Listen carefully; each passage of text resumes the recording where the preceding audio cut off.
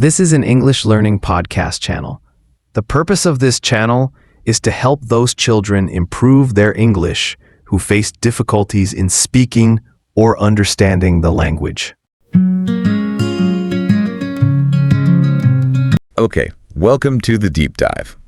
You know that feeling, right? That little jolt of panic. You're face to face with someone and their name has just, well, completely vanished. Poof. Oh, definitely. We've all been there. It's such a common social hurdle. So today we're diving into how to clear it, with confidence. We've been looking at this really great real world dialogue. It's from episode 1 of Learn English Zone on YouTube. Right.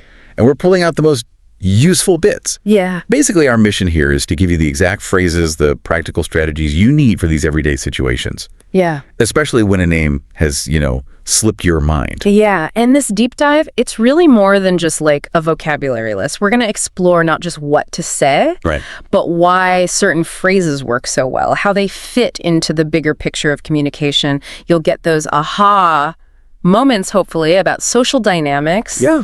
Understand real-world English and just feel, well, more prepared for those tricky spots.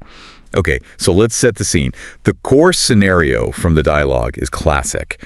You've got Nick, right, minding his own business, and he bumps into Anna Faris. Now, he met her just last week, conference, talked about foreign investment, great chat. Okay. And now, boom, here she is in his neighborhood, unexpectedly. Yep. And the immediate problem, that sort of stomach drop moment. He can't remember her name. Exactly. Completely vanished. Yeah. You can almost feel that flush of embarrassment, can't Yeah. you? It's just so relatable. It really is. And it instantly shows you the social weight names carry. Forgetting a name, especially, professionally or with someone new, it can feel really amplified, like you weren't paying attention or you don't care. Right, like disrespect. Exactly. And what's great about this dialogue is how it captures that really human moment. You feel the tension and then the relief later. It's perfect for looking at language in action. That silence. It can feel so long when you're scrambling for a name. So what do you say?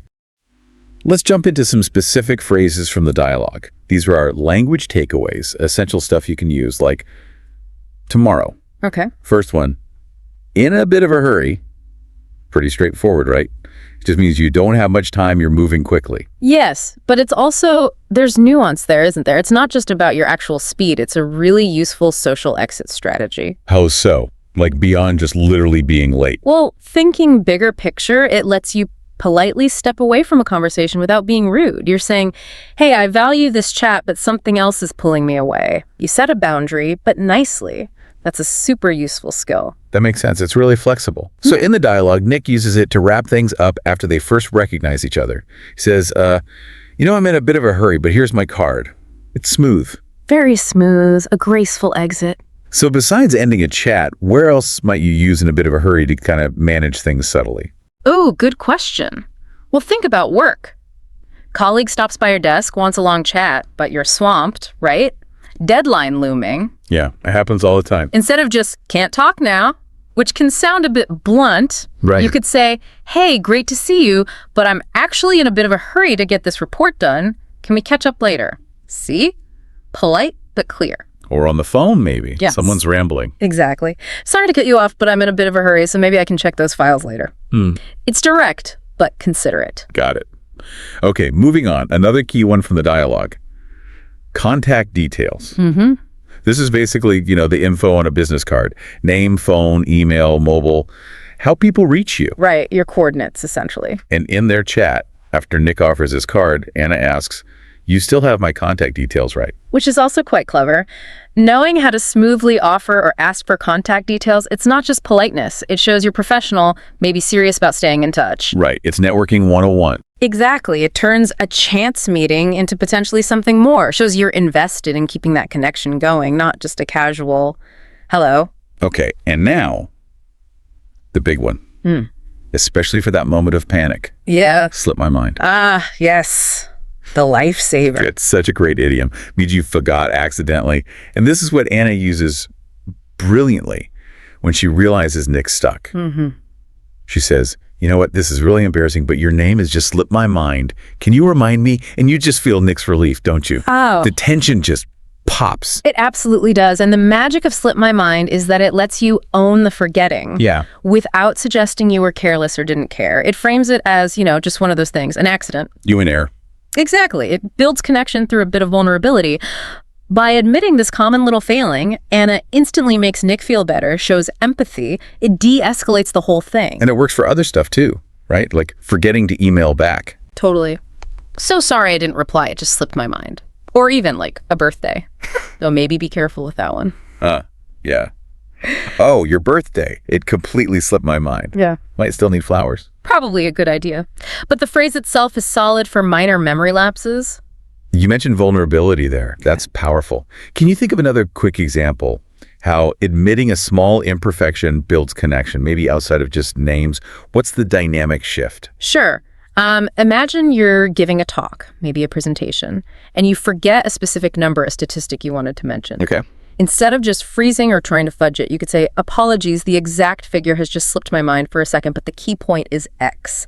Or I can look that up for you right after. Right. Honesty. Exactly. It shows honesty, a bit of humility. It actually makes you more relatable, more human, rather than seeming less competent. It turns a potential stumble into, well, a moment of transparency. I like that. Okay, let's shift gears a bit. Let's talk about phrases that help with location and abilities. How words kind of fit together, like the source material says, to make you sound more fluent. Contextual phrases. First one, around here, means close by, nearby. Simple enough. Nick asks Anna, do you live around here? Right. And she says, actually, my office is right around the corner. And understanding these little spatial phrases is so key for sounding natural. Around here, or variations like right around the corner, around there, they help orient people smoothly. Right around the corner is super specific, isn't it? Like literally the next street or very close. Usually, yeah. There's a great coffee shop right around the corner. Very close. And around there is more general. I used to live in London. Oh, yeah. I lived around there for a bit, too. Near London, generally speaking. Makes sense. They anchor the conversation in space. Exactly. Makes it feel grounded, more intuitive. Okay. And then we have terrible with. Means you're bad at something. Often used with a bit of self-deprecation. Yeah, it's a common one. The source gives examples like terrible with numbers, terrible with directions. I have to admit, I'm terrible with faces sometimes. It's awful. Join the club. I once introduced someone, realized halfway through I had no clue what their name was. I think I just sort of vaguely gestured and mumbled, and this is my friend. So embarrassing. Oh, no. We've all had moments like that, though. Which really shows why Anna's line is so helpful, doesn't it? When she admits, I'm terrible with names too. Pow.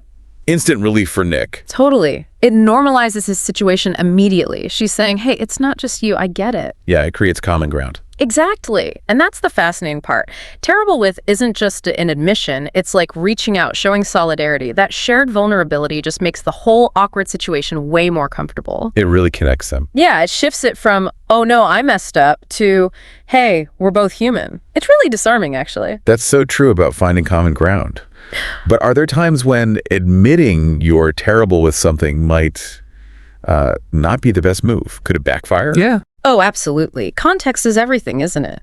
You probably wouldn't want to say, well, I'm terrible with numbers if you're interviewing to be an accountant. Huh. Good point. Probably not. Or I'm terrible with directions if you're applying to be a delivery driver. In professional situations where that skill is like core to the job, Right. Admitting you're terrible with it, it could seriously undermine confidence. It's best for things that are relatable human flaws, not essential job skills, or in more casual settings where it builds rapport. That's a really important distinction. Use it wisely. Okay, so speaking of rapport, let's talk about a real fluency builder phrase, something that makes you sound more natural, more casual. The phrase is, how's it going? And he uses this right when she sees Nick. Nick, how's it going? It's just a great natural alternative to the slightly more formal, how are you? Yeah. Or how are you doing? Yeah, it immediately makes the conversation feel more authentic, less stiff. It really does. Why do you think that is? What's the subtle difference? Well, how are you? Can sometimes feel like a genuine inquiry into someone's well-being, which is fine. But how's it going? Often functions more like a friendly greeting, an acknowledgement. It's common currency in informal chat. Like a verbal nod. Kind of, yeah. And using these natural phrases is so important for building that easy connection. It makes you sound less like you learned English from a textbook, you know? Right. More integrated. Exactly. These small shifts can really change the whole vibe of an interaction, make you seem more approachable. Have you noticed that yourself? Just switching to how's it going can warm things up. Absolutely. It's like instant casual mode. Okay, so we've unpacked these phrases. Now let's talk about actually using them. The source material also had the host share a couple of personal stories about forgetting names. The confessionals. Yeah, and they're great examples of applying these ideas. But first, just take a second. You listening, have you ever had one of those really cringe-worthy moments? Name just gone. Brain freeze. I know I have. One that really sticks out for me was at this massive family reunion years ago. Oh boy. Danger zone. Totally. So many aunts, uncles, second cousins, people I hadn't seen in ages. And there was this one uncle standing by the barbecue, and for the life of me, I could not remember his name. Oh no. It was awful. Total blank. I ended up having to sidle over to my cousin and whisper, "Hey, who's that guy over there again?" What did your cousin say? "That's Uncle John." I felt like such an idiot. I think I just called him uncle for the next hour because I was too embarrassed. It really brought home how common and, awkward it is, even with family. Oh, that's rough. Uncle John. My strategy, especially maybe more business situations, is a bit different, sometimes sneakier. Ooh, do tell. If I blank on a name and asking directly feels too awkward in that moment, I'll often try to ask for their business card. The classic move. Yeah, because 99% of the time, their full name is printed right there.